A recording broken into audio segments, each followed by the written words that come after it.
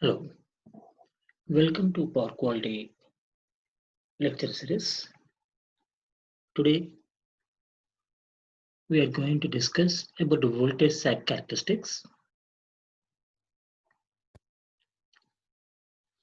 Before going to voltage sag characteristics, let us see or let us recall what is meant by voltage sag. Voltage sag is a reduction of voltage from 1 per unit magnitude to below 1 per unit for a specific cycles to 1 minute duration. That means for a very small duration, if the voltage is dropping down below the normal level or 1 per unit or standard level, that particular drop in voltage is called as voltage sag. And why does the voltage sag occurs? Means voltage sags are caused due to short circuits, overloading, and starting of large motors.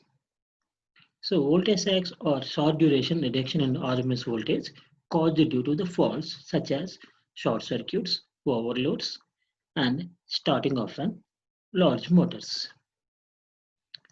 Short interruptions and most long interruptions originate in the local distribution networks.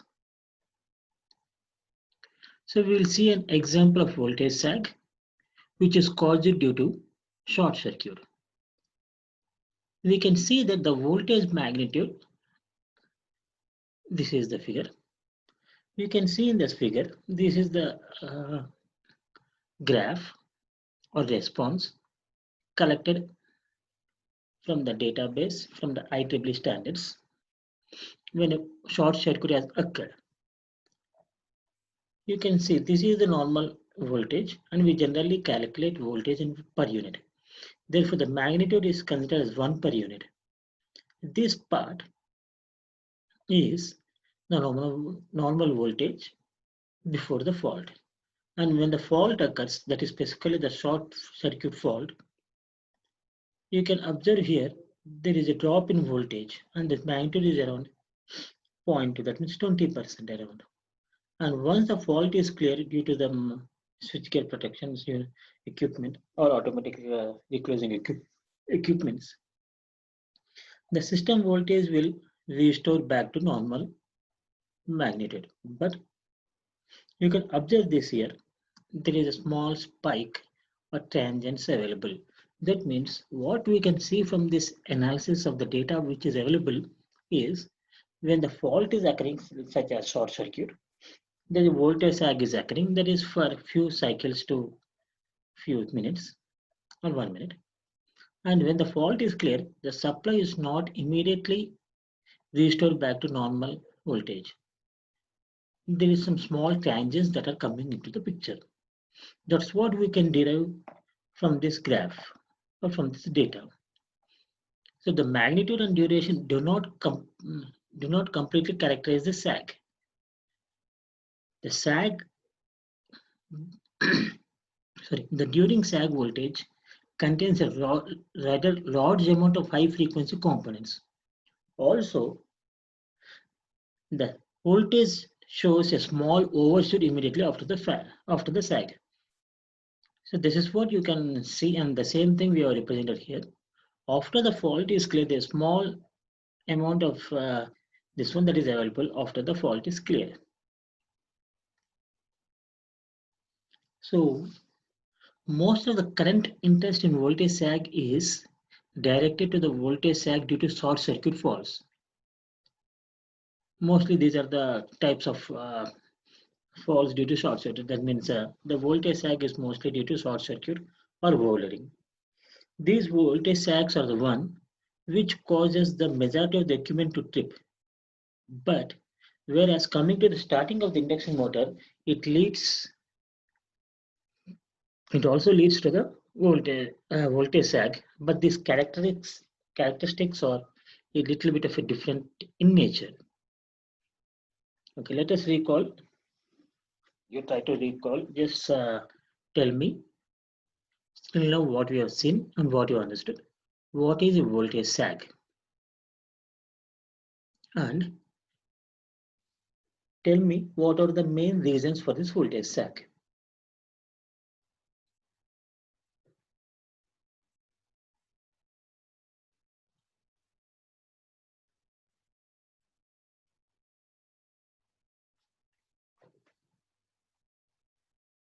Yes, very good. So voltage sag is basically the drop in voltage magnitude below 1 per unit for a specific cycles to 1 minute duration. And the reasons are well said, due to short circuit, due to overloading, and due to starting of induction motor. Already we have seen how the voltage behaves or voltage characteristics, voltage waveform from the data available in IEEE standards, how the voltage changes during the fault, how the voltage is behaving before the fault, and how the voltage waveform exists after the fault for a short circuit. Let us continue. I'll show you another figure. This is exclusively for the data which is connected when the induction motor is starting.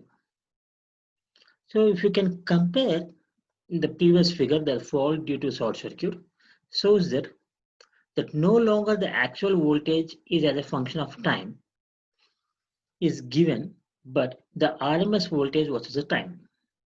So comparing the figure with the previous figure, what the previous figure? The previous figure was the fault or the voltage due to short circuit. So what is comparing is showing that the no longer the actual voltage as a function of time and is given, but the RMS voltage as a versus time. That means here the the voltage is not given as a function of time, but it is given RMS voltage versus time. That's the difference. So we can check here. This is you can see on the graph. This is exclusively the data collected when the induction motor is starting from the available experiments conducted, and that experiments database is available for IEEE standards. The x-axis is the time, whereas the y-axis is RMS voltage. So it is not RMS voltage as a function of time, but this graph is RMS voltage versus time. So you can see it is completely different when compared to your previous figure. Whereas previous figure you can see it is before the fault it is sinusoidal. During the fault it is 20% voltage. After the fault there is some slight transients, and after that again the system is restoring back to normal voltage. Okay, so whereas you can see here the RMS voltage is here and it's dropping down. So the one common thing is the voltage is not dropping down instantaneously. Whereas if you can compare your previous figure, the voltage is not dropping down, but the voltage magnitude is dropping down to 20% of the voltage. So here also you can see the voltage is dropping down, but the drop in voltage is not instantaneous. Some time cycles has been there, and it's not having the same nature of sinusoidal nature. Even before voltage, even though there is a drop in voltage, but the nature is sinusoidal. The nature is not out of sinusoidal. You can check back if you want again. You can see here, when the voltage is dropping down, the nature is not losing its sinusoidal, somewhere near to sinusoidal with some disturbance, but there is only magnitude is dropping down. Whereas this induction motor, the nature is no longer near to your sinusoidal. It's somewhat different. Okay, that's why it is a different or special case where the voltage sag due to starting of an induction motor. Okay, the RMS voltage is typically calculated every cycle or half cycle of the power frequency. The RMS, how you are calculating on this sag?